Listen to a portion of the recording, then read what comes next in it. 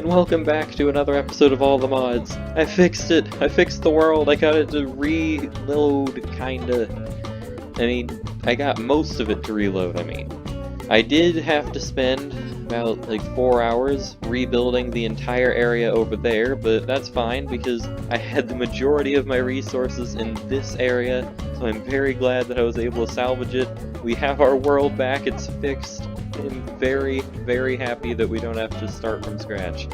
So yeah, I don't know what to say. I'm just very happy. One thing I'm not happy about though is, while I did rebuild the entire area over there, which I did add a couple new farms over there, which I'll show you in a second, but the waystone over there got deleted, which means I don't have a teleport between this house and that house anymore. I just have to walk, or fly in my case, which is incredibly annoying. I mean, it's not the worst thing in the world, but it takes like 20 seconds to get over there, and it's annoying to do. So anyways, the new farms that I made. As you know, I made this little farm over here that crafts, or not crafts, but farms all of my different resources like grapes, onions, all that stuff.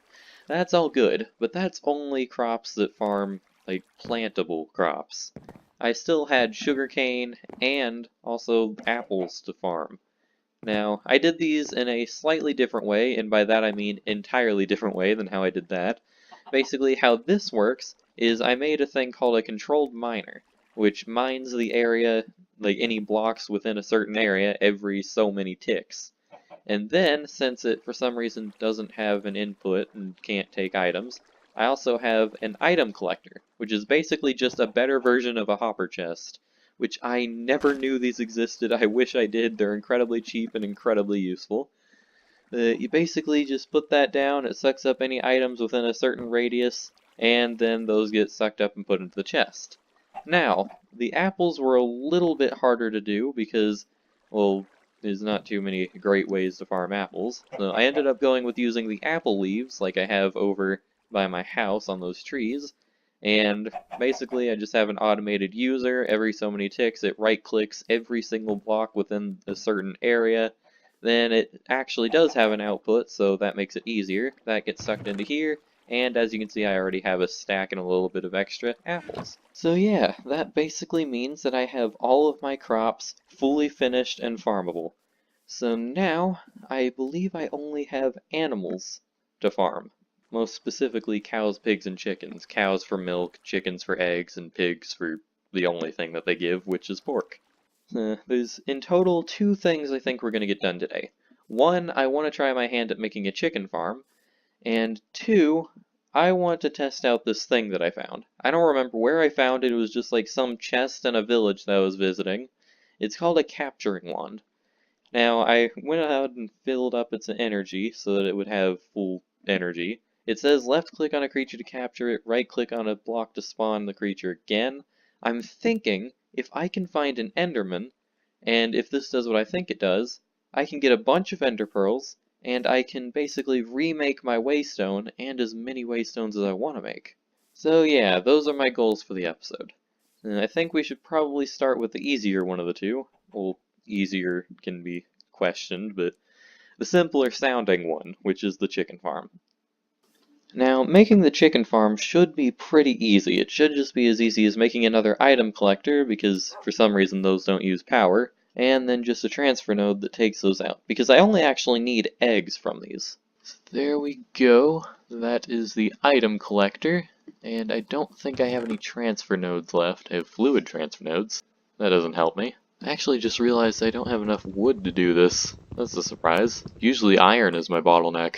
Alright, so where should we put our animal farms? This has clearly been decided to be the crop farming area. I think I want to save over here for something else. Or, actually, no. I think I'm going to put them over here. So I put this down. What areas does it go? It goes 9 by 9, 11, 13, 15, 17, 19. Okay, so it goes from a 3 by 3 and then up. So if I show that, that is a large area. And considering this is a chicken farm, I don't really need that much space. So a 5 by 5 should be perfect. Now, I believe this should just be as simple as putting a transfer node here, connecting it to a couple chests, and then just filling this pen with chickens. But past experiences tell me this is either going to go exactly how I think it will, or it's going to fail miserably and I'm going to spend the next 30 minutes trying to make something that works. So I'm hoping for the first option. So one thing I can definitely say for sure though, this place has no shortage of chickens. Or pigs for that matter. Both of those are going to be really easy farms to make. I think that should be enough chickens, and... ooh. I already see a problem with this design. But I think I might have thought a fix for it. If I just make the actual pen smaller, then it should make it so that the chickens always lay their eggs within the boundaries of the area. Actually, wait a second, I've got a simpler solution to this. If I set this to 7 by 7, then yeah, I'd cover the entire area, including the fences. So if I just move this back a block, then it wouldn't get any of the weird stuff from outside. Okay, that's way simpler. It's even flatter than it was before, which is kind of nice. So now that we have this thing done, you know, that was kind of too easy and kind of went too quick. I know I still have the Enderman idea that I want to do in a few minutes, but I bet I could get another farm done. In fact, I know exactly which one I want to get done, because I found these things called mob filters, specifically type baby. So basically it's super easy to make, and I want to see if it works how I think it does. So what I'm thinking these do is basically you place them down, and they only affect their mobs of a certain type. So in the black block's case, it only lets babies through, and in the inverted mob, the white case, it lets everything but babies through. Now, what I'm thinking is, if I make like 40 of those, and I just build like a tower kind of thing, with 3 layers, I'll have one layer, which will have fully grown pigs at the top. Those will have an auto breeder. The baby pigs will fall through onto the next layer, where they'll slowly grow, and once they're fully grown, they'll fall down to the last layer, where they'll be slaughtered, and then their stuff will be picked up by one of those item things. I'm hoping it'll be just as simple as that. But then again, when is it ever? Alright, so this farm is going to be very similar in how I made this farm, in that it's going to be a 5 by 5.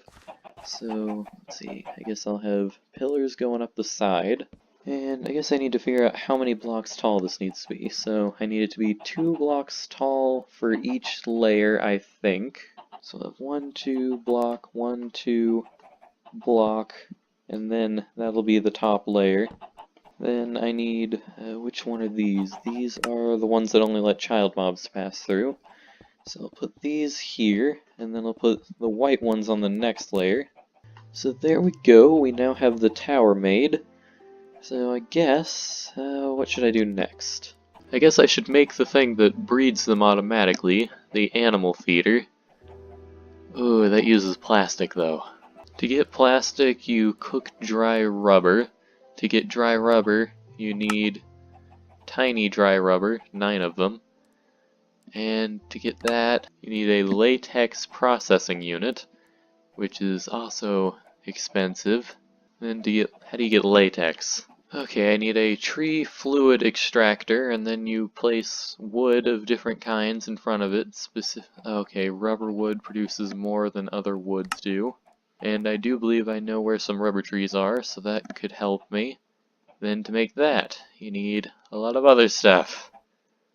Alright, so we are a little bit of a distance away from making the pig farm. We're gonna have to do about 30 other things before we're getting that done. So for now, I'm gonna move off of doing that, and I just slept.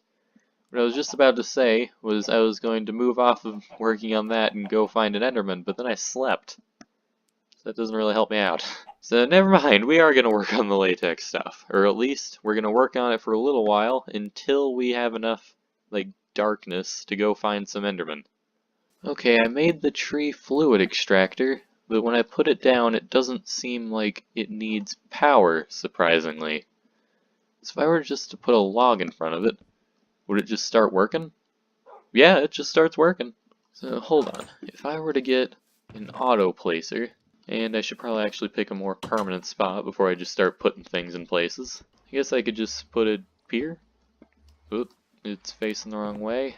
So if I were to put that there, then put that, no, not there. I'm really having a hard time placing down these blocks. Alright, so that now is getting fluid latex at a very high speed, and it's getting it from here. That probably should last it a while. In fact, I'm going to take quite a bit of that out because I actually need that. So now I can make the next thing, which was the latex processor. Yeah, so basically I need 2 furnaces, a steel casing, an iron gear, 4 iron ingots, and some redstone. So not too expensive. So if I were then to put this here, and I actually just realized this needs both RF and a way to get water into it, not just latex. So that may end up being a problem. I wonder if I could get by just using a single 50,000 RF. That is a lot of RF. I don't know if just a single water mill would be enough. It'll consume 75 millibucks. Okay.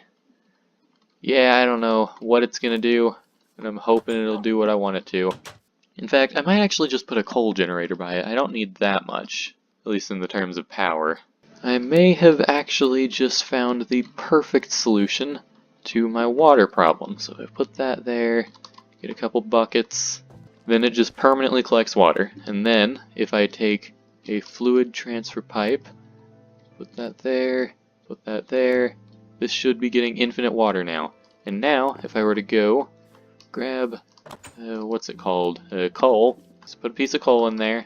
Now it's generating power. Now this is making latex, or tiny dry rubber. So there we go. We now have as much rubber as we need. Well, eventually, we will have as much rubber as we need. But I'm sure by next episode we should have enough. So now, is it still not night? It's the middle of the day. Come on. I guess I'm just gonna sit around and wait. Actually, I can probably get some experience on Quicksilver. That'll be a smart use of my time. Oh! There's an Enderman right there. Did that work? Captured mob, entity Enderman. Okay, awesome.